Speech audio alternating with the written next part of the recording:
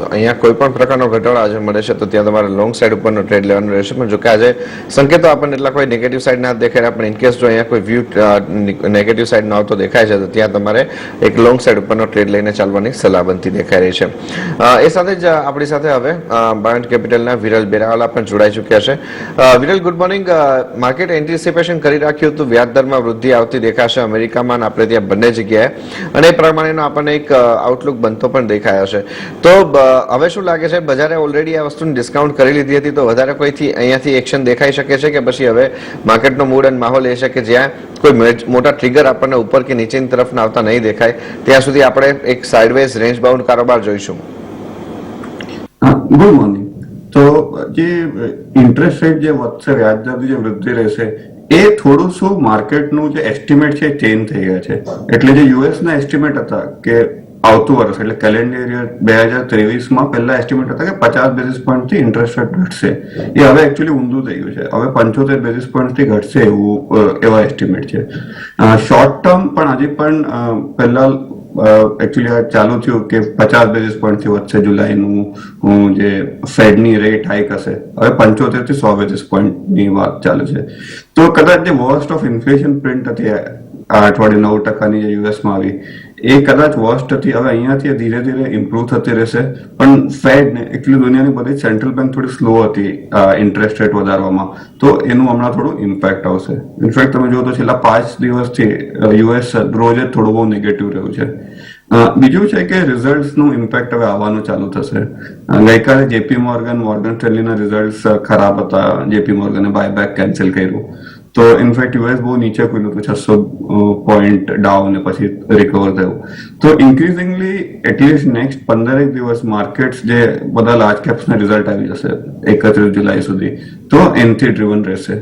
તો વ્યાજદરની વૃદ્ધિ કે ઇન્ફ્લેશન હવે એકચ્યુઅલી બેઝ કેસ નથી. હવે માર્કેટનું બેઝ કેસ રિસેશન છે ને એક યીલ્ડ કર્વ હોય જે અત્યારે નેગેટિવ છે. તો યીલ્ડ કર્વ ઇઝ કે તમને જે 10 વર્ષ માટે જે વ્યાજ મળે વર્સિસ જે 2 વર્ષ માટે મળે, તો 2 વર્ષ માટે વધારે મળે છે, તો લોઅર ડ્યુરેશન માટે તમને હાયર સોર્ટ ઓફ યીલ્ડ્સ મળે છે. તો આ જનરલી આજ સુધી હંમેશા અર્લી ઇન્ડિકેશન રહ્યું છે રિસેશનનું. દર વખતે રિસેશન પહેલા આવું થયું છે. તો આખું જે માર્કેટનું માહોલ છે કે એ છે ટુવર્ડ રિસેશન છે, ટુવર્ડ નેક્સ્ટ યર. તો એ જ short term, medium term mostly market range bound રહેશે. આજે રિલીફ રેલી ટાઈપ હતી આપણે છેલ્લા 15 દિવસથી જોઈ, એ મે બી થોડી ખતમ થઈ ગઈ છે, અને at least India specific result driven રહેશે. તો આઈટીના રિઝલ્ટ આવ્યા છે અત્યાર સુધી તો થોડા સ્લાઇટલી ડિસઅપોઇન્ટિંગ જ હતા, especially on margins.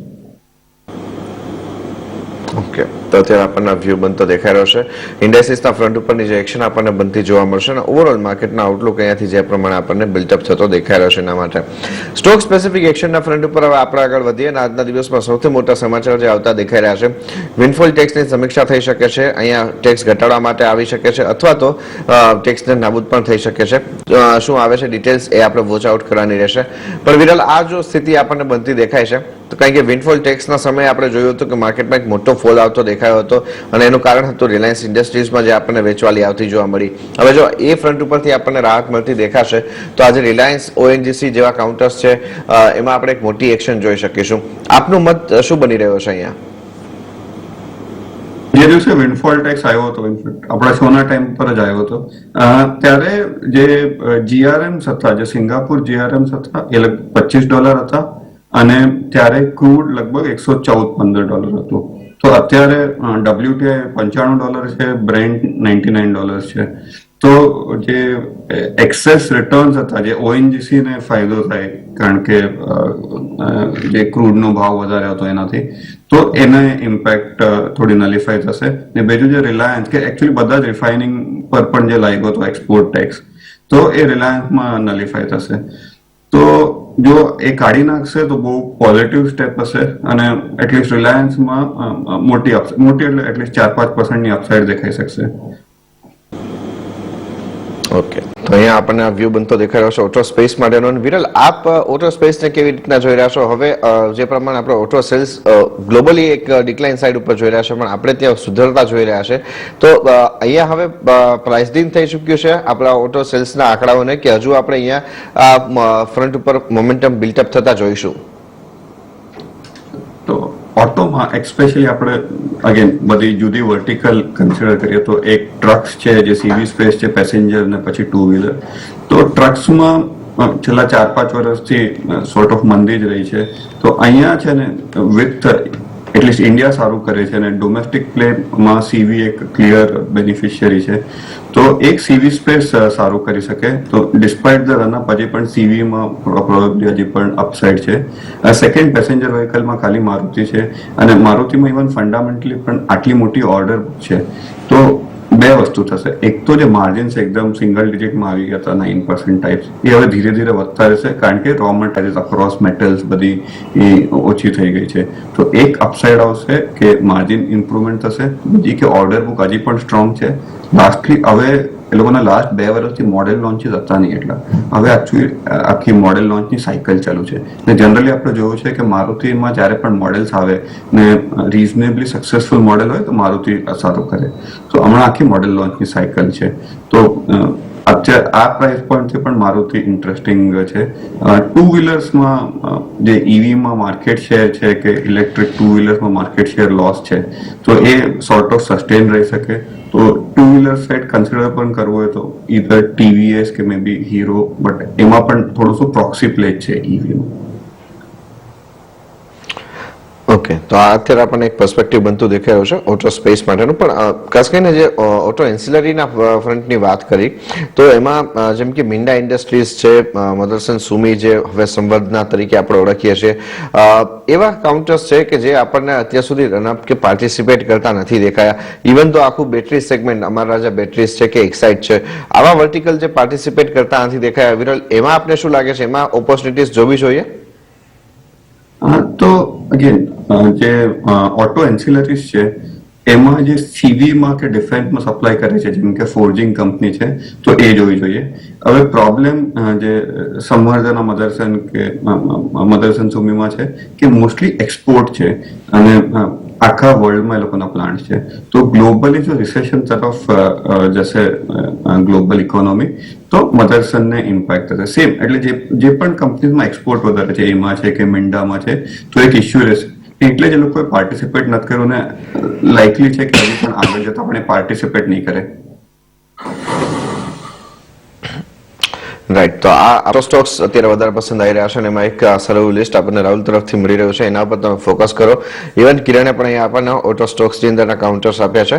Auto ancillary as of નાવ અત્યારે આપણે જોઈએ તો ટેકનિકલ ટર્મ્સની અંદર એટલા માટે આપણે એની ડિટેલમાં વાત નથી કરી કારણ કે જે પ્રમાણેના મોમેન્ટમ આખા સેક્ટરની અંદર ઓટોમાં આવતા દેખાયા છે એની સરખામણીમાં ઓટો એન્સિલરી હજુ એવું પાર્ટિસિપેટ કર્યું જ નથી.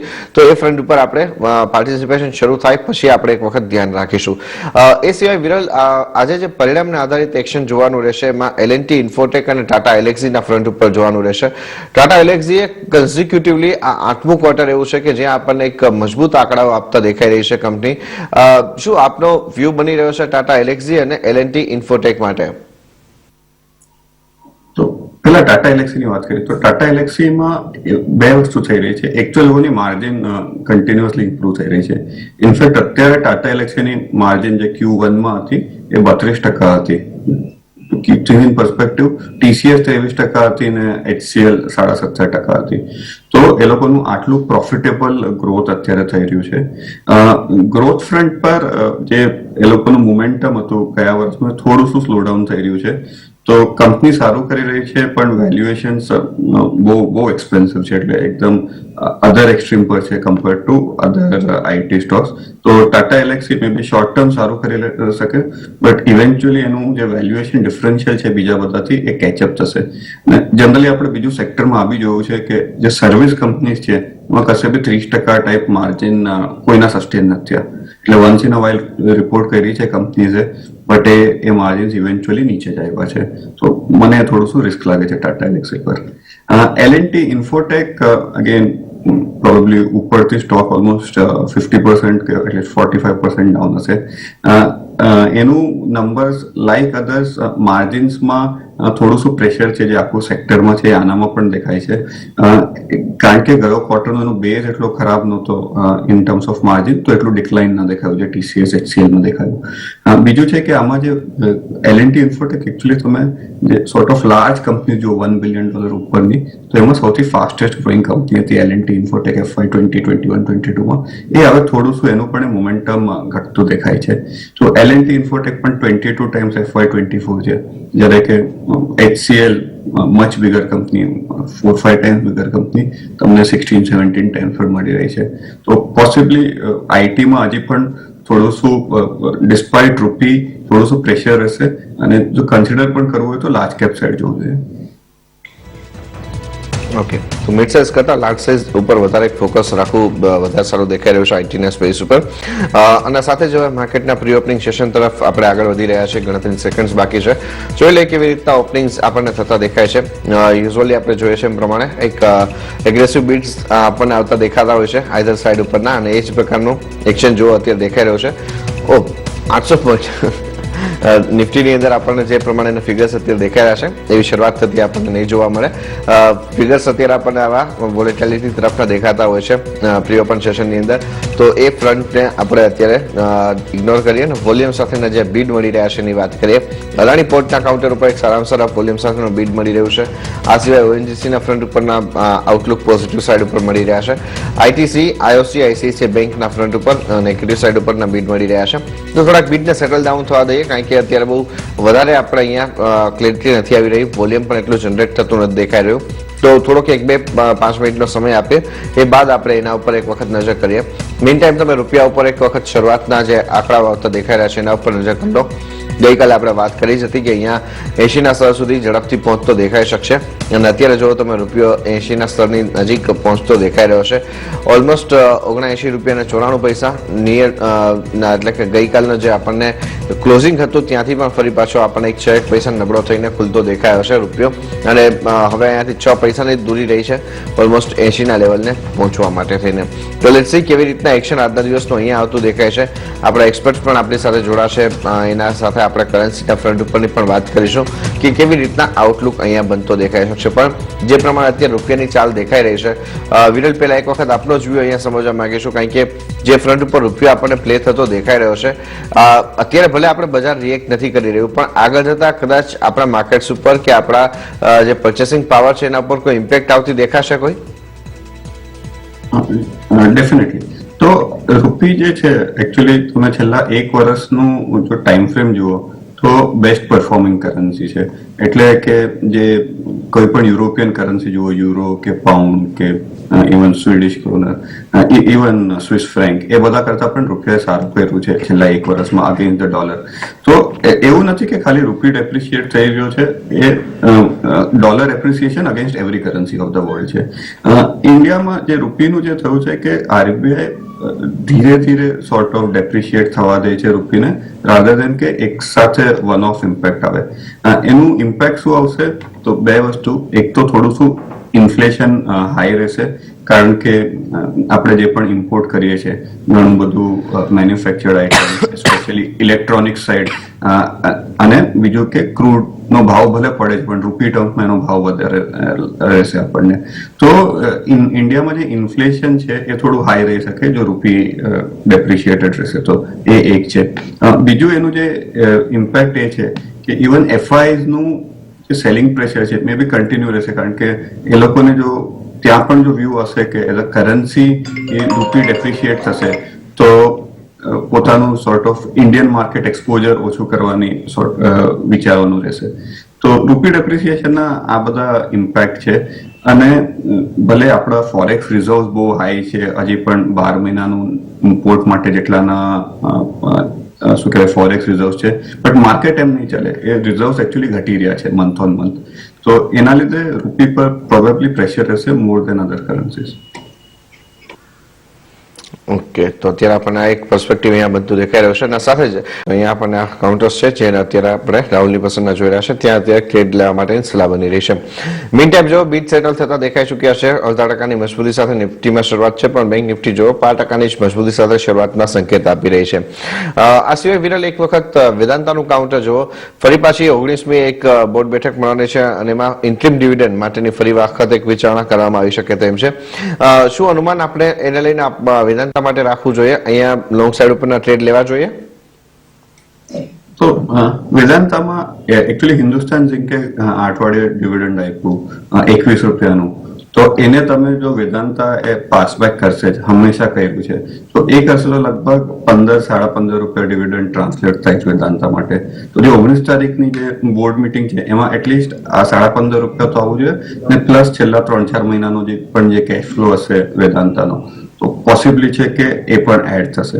તો એપ્રિલમાં 31 રૂપિયા ડિવિડન્ડ આવ્યું ને અત્યારે લગભગ આપણે 20 રૂપિયા આસપાસની આશા રાખી શકીએ ડિવિડન્ડ માટે વેદાંતાથી. તો આ તો થઈ ગયું ડિવિડન્ડ સાઈડ. ફંડામેન્ટલ્સમાં મેટલ પ્રાઇસીસ બધા નીચે છે, બટ 230 રૂપિયામાં એકચ્યુઅલી પોસિબલી પ્રાઇસ્ડ ઇન છે, કારણ કે 230 માંથી ઓલમોસ્ટ 180 રૂપિયા જેટલી વેલ્યુ તો ખાલી હિન્દુસ્તાન ઝિંકથી જ આવે છે આમાં. ઓકે, તો અત્યારે આપણને વ્યૂ બનતો દેખાઈ રહ્યો છે જે પ્રમાણેના ડિવિડન્ડના આઉટલુક આપણને બનતા દેખાઈ રહ્યા છે. અત્યારે આપણને વ્યૂ બનતો દેખાઈ રહ્યો છે એસસીના ફ્રન્ટ માટેનો. એ સાથે જ હવે માર્કેટના રેગ્યુલર સેશન તરફ આપણે આગળ વધી રહ્યા છે. એક 100 મિનિટ જેટલો સમય બાકી છે. જે પ્રમાણેના બીટ સેટલ થયા છે એના માટેની આપણે વાત કરીને એની સાથે સાથે આપણે જોઈએ તો કરન્સીના ફ્રન્ટ ઉપરનું જે પ્રેશર દેખાઈ રહ્યું છે એ અત્યારે આપણને વધારે વીક ટેરેટરી તરફના ટ્રેન્ડ માટે જોવા મળી રહ્યું છે. પણ તમે આજના દિવસને સમજો તો ક્લિયરલી એક સાઇન તમને દેખાઈ રહી છે.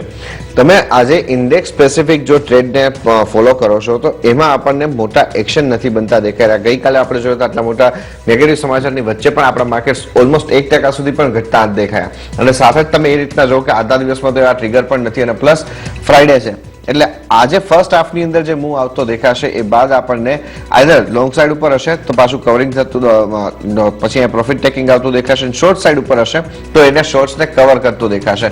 તો કોઈ પણ પ્રકારે ફર્સ્ટ હાફ અને સેકન્ડ હાફ એ આજે આપણને બહુ ડિફરન્ટ એક્શન તરફનો દેખાશે ઇન્ડેક્સના ફ્રન્ટ ઉપર પર્ટિક્યુલરલી. પણ સ્ટોક સ્પેસિફિક જ્યાં એક્શન્સ આજે દેખાઈ રહ્યા છે, બ્રોકરેજ હાઉસના વ્યૂઝ છે, ન્યૂઝના આધાર ઉપર એક્શન છે એ આજના દિવસમાં ફેર ઇનફ આપણને બનતી દેખાઈ શકે તેમ છે, કારણ કે જે પ્રમાણેનું પ્રાઇસ એક્શન અહીંયાથી આપણે રિસન્ટ ટાઈમમાં જોયું છે. એ સિવાય તમે જો આપણા એક્સપર્ટના વ્યૂ છે, વિન્ડફોલ ટેક્સની સમીક્ષાની વિગતો કોઈ આવતી દેખાશે તો આપણને એક સારી એવી મજબૂતી આપણને આ સેગમેન્ટ ઉપર આવતી દેખાશે અને તેમાં રિલાયન્સનું મૂવ થશે તો બાકીના બધા જ કાઉન્ટરમાં પણ ઇમ્પેક્ટ આવતી દેખાશે. શરૂઆતી ટ્રેડ જે છે તે આપણને મજબૂતી તરફનો યથાર્થ દેખાઈ રહ્યો છે. 16,000 પારના લેવલ અત્યારે આવતા દેખાઈ રહ્યા છે નિફ્ટીના ફ્રન્ટ ઉપર અને બેંક નિફ્ટીના ફ્રન્ટ ઉપર તમે જો તો ત્યાં આપણને ઓલમોસ્ટ 200 પોઈન્ટની મજબૂતી સાથે 34,850 સુધીના લક્ષ્યાંક જે છે તે આવતા જોવા મળી રહ્યા છે. તો શરૂઆત સારી થઈ રહી છે. એડવાન્સ ડિક્લાઇન રેશિયો ફેવરમાં છે. મિડ કેપ અને સ્મોલ કેપની અંદર ખરીદદારી છે.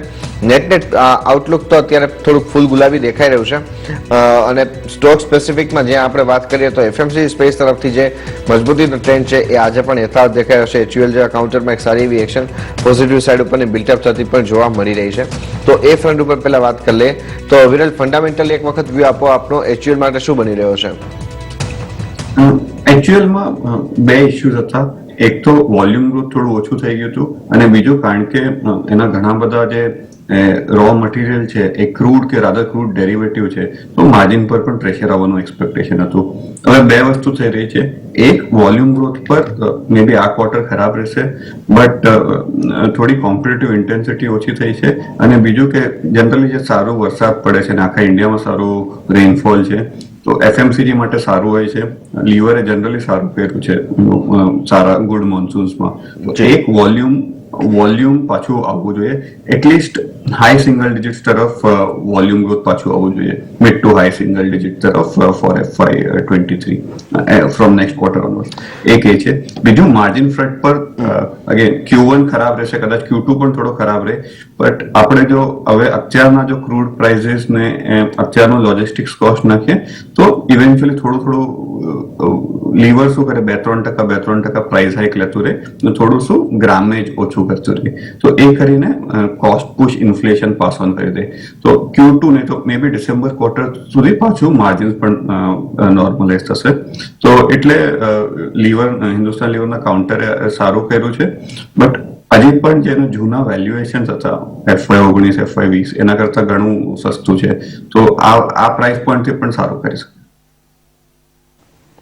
ઓકે, તો આ અત્યારે આપણને આઉટલુક એક અહીંયા બનતું દેખાઈ રહ્યું છે. સિંજીનો આજે જે સમાચારો પણ આવતા દેખાયા છે એના પર વિરલ એક વખત આપનો પણ વ્યૂ સમજવા માંગીશું. જે પ્રમાણે આપણે બાયોસિમિલરના ફ્રન્ટ ઉપરથી આ કંપનીના પરફોર્મન્સીસ જે બદલાતા જોઈ રહ્યા છે, શું લાગે છે બાયોકોન કરતા તો એની આ સબસિડરી વધારે સારું પરફોર્મ કરી રહી છે? ક્લિયરલી તો સિન્જીનમાં એ છે કે એ લોકોએ ગઈકાલની જે એગ્રીમેન્ટ છે, પહેલા આપણે એની વાત કરીએ, એ લગભગ $500 million $500 million છે ઓવર 10 years.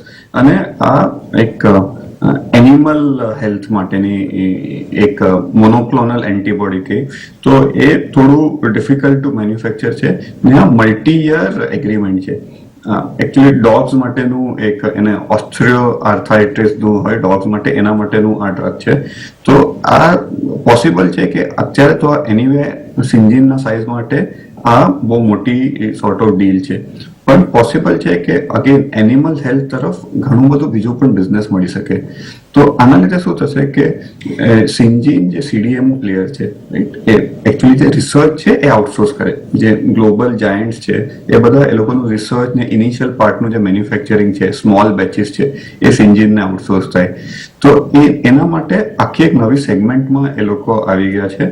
અને જે ઝોએટિસ કરીને જે કંપની સાથે એ લોકોની એગ્રીમેન્ટ થઈ છે, એ આ ફિલ્ડમાં ઘણી મોટી કંપની છે. તો એના લીધે સિન્જીનનું કાઉન્ટર સારું રિએક્ટ કરે છે. ઓકે, તો અત્યારે આપણને ધ્યાન છે અહીંયા જે પ્રમાણે એનો પ્રાઇસ એક્શન દેખાયો છે. પણ હવે ચલો પીસી જ્વેલરની વાત કરવાનું છોડી દઈએ, પણ ટાઇટનના ફ્રન્ટ પર જો ત્યાં આપણને એક સારી એક્શન દેખાઈ રહી છે. ગોલ્ડ પ્રાઇસીસ જે પ્રમાણે ઓલમોસ્ટ સસ્ટેનેબલ રહેતા દેખાઈ રહ્યા છે અને ફરી પાછો ડોલર વધતો દેખાયો છે, તો આજે અહીંયા ઘટતા પણ દેખાઈ શકે છે. ટાઇટનનું કાઉન્ટર એક વખત જુઓ તમે. પહેલા તો અહીંયા વિરલ, આપનું ધ્યાન શું બની રહ્યું છે? Q1 અપડેટ્સ બાદની એક રેલી આવી, સારી એવી રેલી, પછી થોડું કરેક્શન અને ફરી પાછું આપણને બાઇંગ સાઇડ રિઝ્યુમ થતી દેખાઈ રહી છે. તો ટાઇટનમાં બે છે કે એક તો એ indirect play on gold prices છે. તો જનરલી ગોલ્ડ પ્રાઇસીસ જો સારું કરે તો ટાઇટન અત્યારે એ પીરિયડમાં સારું કરતું રહે. કારણ કે એ લોકોના જે મેકિંગ ચાર્જીસ છે એ પર્સન્ટેજ ઓફ ગોલ્ડ પ્રાઇસ છે. તો એ લોકોનું પ્રોફિટેબિલિટી વધતું રહે. તો એ એકદમ શોર્ટ ટર્મ વ્યૂ છે. એનું જે થોડો medium two long term view છે કે ઘણા બધા જ્વેલરી ચેન્સ છે, બટ ટાઇટન એકલો જ છે કે જેનું કન્સિસ્ટન્ટલી માર્કેટ શેર વધતું રહે છે ને એના જે નવા સ્ટોર એડ્સ છે એ કન્સિસ્ટન્ટલી બીજા બધા કરતા વધારે છે. તો એટલે ટાઇટન ભલે વેલ્યુએશન્સ મોંઘા છે, બટ ટુ ધેટ એક્સટેન્ટ એકદમ પ્રિફર્ડ પ્લે છે. કે તમે એવું એસ્ટિમેટ લગાડી શકો કે બીજું ઓલ થ્રુ 2020 એટલે બીજા 10 વર્ષ સુધી પણ આમાં કન્સિસ્ટન્ટ ગ્રોથ રહી શકે. ત્રીજું કે ઘણું બધું રિટેલમાં શિફ્ટ ઓનલાઈન થઈ રહી છે, but jewellery in a way difficult છે કે ઓનલાઈન શિફ્ટ થઈ શકે. કેરેટલેન વગેરે છે જે અગેન ટાઇટનની જ કંપની છે, બટ એમાં એટલું ટ્રેક્શન આવ્યું નથી. તો જે રિટેલ જે ટ્રસ્ટ ફેક્ટર છે ટાઇટનનું બીકોઝ ઓફ ટાટા બ્રાન્ડ, તો એ બહુ સ્ટ્રોંગ છે ને એના લીધે કંપનીમાં sort of year on year growth આવતું રહેશે. ઓકે, અત્યારે આપણને વ્યૂ બનતો દેખાઈ રહ્યો છે જે પ્રમાણે એના પ્રાઇસ એક્શન્સ અહીંયાથી આપણને આવતા દેખાઈ રહ્યા છે એના ઉપરનો. એ સાથે જ બજારના ફ્રન્ટ ઉપર અત્યારે આપણે જોઈએ તો જે પ્રમાણે એનું પ્રાઇસ એક્શન્સ બિલ્ટઅપ થતું દેખાઈ રહ્યું છે. થોડાક આપણને નીચેની તરફના લેવલ્સ છે એ એગ્રેસિવલી આવતા જોવા મળી રહ્યા છે હવે, અને બેંક નિફ્ટી આપણે ઓલમોસ્ટ હવે લાલ નિશાન તરફ જવા માટેની તૈયારીમાં દેખાઈ રહ્યું છે.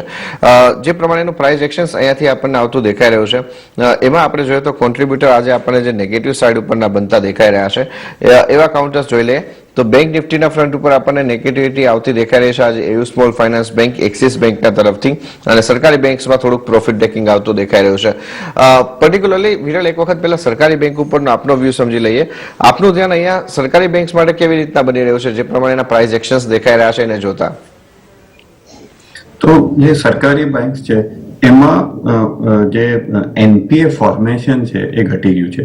એટલે જે FY15 થી લઈને ઓલમોસ્ટ FY20 સુધી યર ઓન યર આપણે જોયું કે GNPA અને NNPA ગ્રોસ NPA અને નેટ NPA વધતા રહ્યા હતા, તો છેલ્લા એકાદ વર્ષથી ઘટી રહ્યા છે. ને ઇનફેક્ટ તમે જો Q4 ના જો નંબર જુઓ તો ઘણી બધી બેંકમાં જેટલું NPA થયું એના કરતા રિકવરી વધારે હતી. તો એ એક્સપેક્ટેશન FY23 માટે પણ છે કે સરકારી બેંક્સ માટે FY23 માં પણ જે પ્રોવિઝનિંગ ના નંબર્સ છે ઓછા રહેશે અને રિકવરી ના નંબર સારા રહેશે. તો આ તો મીડિયમ ટર્મની વાત થઈ. શોર્ટ ટર્મમાં એટલે કે આ જે ક્વાર્ટરના નંબર્સ છે એ સરકારી બેંક્સના થોડા સબડ્યુટેડ રહેશે, કારણ કે એ લોકોનું જે HTM બુક હોય, દરેક બેંકે RBI ના બોન્ડ લીધા છે, રાઈટ. તો એ લોકોના તો એ જે બોન્ડ છે એમાં જે માર્ક ટુ માર્કેટ પ્રોવિઝનિંગ આવશે તો એ સરકારી બેંકમાં વધારે આવશે, કારણ કે જનરલી સરકારી બેંક્સમાં જે ડ્યુરેશન છે એ બોન્ડ્સનું એ પ્રાઇવેટ બેંક્સ કરતા વધારે છે. તો કારણ કે છેલ્લા ક્વાર્ટરમાં વ્યાજદરો વધ્યા હતા અને સ્પેશિયલી વ્યાજદર વધે તો જે બોન્ડના પ્રાઇસ છે ઘટે, તો એનું જે માર્ક ટુ માર્કેટ પ્રોવિઝનિંગ આવશે એ સરકારી બેંકમાં વધારે આવશે. તો શોર્ટ ટર્મ Q1 ખરાબ રહેશે, બટ ઓવરઓલ જે ફંડામેન્ટલ્સ છે એ સરકારી બેંકના ઘણા સારા છે. ઓકે, તો IPL માટેનો આપણને વ્યૂ. અને એક વખત આ ડિફેન્સ સ્પેસ આખી વિરલ જોઈએ તો ડિસ્પાઇટ ઇન્ફ્લેશન કે ડિસ્પાઇટ અહીંયા ઇન્ટરેસ્ટ રેટ રાઇઝિંગ આના કોઈ અસર થવાની નથી, અને ઇવન ગ્લોબલ માર્કેટના હાલ અહેવાલની વચ્ચે પણ આ સેક્ટરની એક આઉટલુક જે છે તે પોઝિટિવ રહેવાનો છે. આપ કેવી રીતના અહીંયા જોવો છો આ બધા જ વર્ટિકલને, કેવી રીતનું ધ્યાન રાખવું બને છે અહીંયા? તો ડિફેન્સ સ્પેસમાં જેમ તમે કીધું એમ કે ઇન્ફ્લેશનનો કોઈ ઇમ્પેક્ટ નથી આવતો, કારણ કે ડિફેન્સના ઘણા બધા જે કોન્ટ્રાક્ટ મળે છે આ કંપનીને એ કોસ્ટ પ્લસ મળે છે. એટલે કે જે પણ કોસ્ટ હોય એની ઉપર એક માર્જિન લખીને આ લોકો પ્રાઇસ કરે છે ગવર્મેન્ટને. તો એટલે આ લોકો એકદમ જ sort of anti fragile sort of companies છે. એ એક. બીજું છે કે હમણાં રિસન્ટલી જે ગયા વર્ષ માટે ઇન્ડિયાનું જે ડિફેન્સ એક્સપોર્ટ હતું એ પણ હાઈએસ્ટ એવર હતું 13,000 કરોડથી. તો દર વર્ષે ઇન્ડિયાનું ડિફેન્સ એક્સપોર્ટ પણ વધી રહ્યું છે. તો નોટ ઓનલી કે ગવર્મેન્ટ મેક ઇન ઇન્ડિયામાં વધારે ઓર્ડર્સ ડિફેન્સ કંપનીઝને આપે છે, અને ધીરે ધીરે નવા જે ઇક્વિપમેન્ટ છે જે પહેલા બહારથી ઇમ્પોર્ટ થતા હતા એ હવે થોડા આપણા ઇન્ડિયન કંપનીઝ બનાવવા માંડ્યા છે. તો ગવર્મેન્ટના ઓર્ડર્સ પણ છે અને એક્સપોર્ટ કોમ્પિટિટિવનેસ પણ વધી ગઈ છે. તો જે ફ્રેન્ડલી કન્ટ્રીઝ છે એ તરફ એક્સપોર્ટનું પણ બહુ ધ્યાન છે. તો ડિફેન્સ આખું એઝ અ સેગમેન્ટ સારું છે. વેલ્યુએશન થોડા સ્ટ્રેચ છે, પણ ભારત ઇલેક્ટ્રોનિક્સ હજી પણ સારા વેલ્યુ પર છે. તો જે પહેલા હતું કે આખું સેક્ટર સિંગલ ડિજિટ થી ગ્રોથ થતું હતું, હવે mostly double digit, mid teens એટલે 14-15% ટાઈપનું ગ્રોથ આવતું રહેશે. બીજું છે કે આ બધાની ઓર્ડર બુક પણ ગિવન છે, તો 3-4 વર્ષનું તો સોર્ટ ઓફ રેવન્યુ ગ્રોથ તમે સારી રીતે પ્રોજેક્ટ કરી શકો આખા સેક્ટરમાં. ઓકે, તો અત્યારે VL નું કાઉન્ટર છે જે ચૂઝ કરવામાં આવી રહ્યું છે. બેંક નિફ્ટી લાલ નિશાનમાં આવતી દેખાય છે, પણ હજુ નિફ્ટીના ફ્રન્ટ ઉપર આપણે 5% સ્ટ્રેન્થ આવતી જોઈ રહ્યા છે. તો લેટ્સ સી કેવી રીતના આથી એક્શન આપણને આગળ વધતું જોવા મળે છે, એના પર ખાસ ધ્યાન રાખીશું. મીન ટાઈમ આજે બીજા જે કેટલાક સ્ટોક્સની અંદર આપણને એક્શન દેખાઈ રહી છે એમાં આપણને ઇન્ડેક્સીસ એટલે કે MCX, BSE જેવા કાઉન્ટર્સ છે કે જે એક્સચેન્જ આપે સર્વિસ પ્રોવાઈડ કરે છે, એમાં આપણને એક્શન દેખાઈ રહ્યું છે. વિરલ, એક વખત આપનો વ્યૂ MCX કે BSE જેવા કાઉન્ટર માટે શું બની રહ્યો છે? જે પ્રમાણે રિસન્ટ ટાઈમની અંદર આપણા બધા સ્ટોકની અંદર એક મુવમેન્ટ જોઈતી, અને ઇવન CDSL જેવા કાઉન્ટર્સ છે બધા પણ આપણને જે શૂટઅપ થતા દેખાયા હતા, હવે આ બધા જ કાઉન્ટર આપણને સાઇડવેઝ અને કરેક્ટિવ એક્શનમાં છે. અહીંયા આપનું ધ્યાન કોઈ બની રહ્યું છે ખરીદી કરવા માટેનું, પોઝિશન લેવા માટેનું? તો એક રીત છે આખું સ્પેસ જોવાની કે નંબર ઓફ નવા ડીમેટ એકાઉન્ટ કેટલા ખુલે છે સિસ્ટમમાં. તો એ છેલ્લા 3 મહિનાથી લગભગ number of new demat account ધીરે ધીરે ઘટી રહ્યા છે. તો જનરલી રિટેલ થોડું માર્કેટ મોમેન્ટમમાં રહેશે 5-6 મહિના, એના પછી આવશે. તો જે ઇન્ક્રીમેન્ટલ રેવન્યુ ગ્રોથ છે એ આખા સેક્ટર માટે ઓછું રહેશે. ઇનફેક્ટ પોસિબલ છે કે જો રિટેલ વોલ્યુમ ઘટતા જશે તો આ લોકોના જે નંબર્સ છે FY22 ના ઘણા સારા હતા, એ થોડા નંબર્સ ઓછા થવા માંડશે. પાછું શું છે કે આખો ઓપરેટિંગ લિવરેજ બિઝનેસ છે, એટલે ઇન્ક્રીમેન્ટલ ક્લાયન્ટ આવે તો કોઈ બી બિઝનેસ હોય, ભલે એક્સચેન્જ બિઝનેસ હોય કે CDSL ટાઈપ ડિપોઝિટરી બિઝનેસ હોય, તો ઇન્ક્રીમેન્ટલ રેવન્યુ હોય તો ઇન્ક્રીમેન્ટલ કોસ્ટ બહુ ઓછા હોય. તો પણ જ્યારે ઇન્ક્રીમેન્ટલ રેવન્યુઝ ઘટશે તો આ લોકોના માર્જિન પર પણ વધારે પ્રેશર આવશે. તો જ્યાં સુધી માર્કેટમાં મોમેન્ટમ નથી ત્યાં સુધી આખું સ્પેસ થોડું ઇગ્નોર કરવું જોઈએ. રાઈટ, તો અત્યારે આપણને આ ક્લેરિટી નથી આવતી ત્યાં સુધી થોડુંક આ સેગમેન્ટને ઇગ્નોર કરવા માટેની સલાહ બનતી દેખાઈ રહી છે. વિરલ અને કિરણ, ઘણો આભાર આપ બંનેનો સર, સમય ફાળી અમારી સાથે આજે આ ચર્ચામાં જોડાયા અને સમગ્ર વિગતો આપી એના માટે. એક બ્રેક માટે રોકાઈએ, બ્રેક બાદ ચર્ચાને આગળ વધારીએ.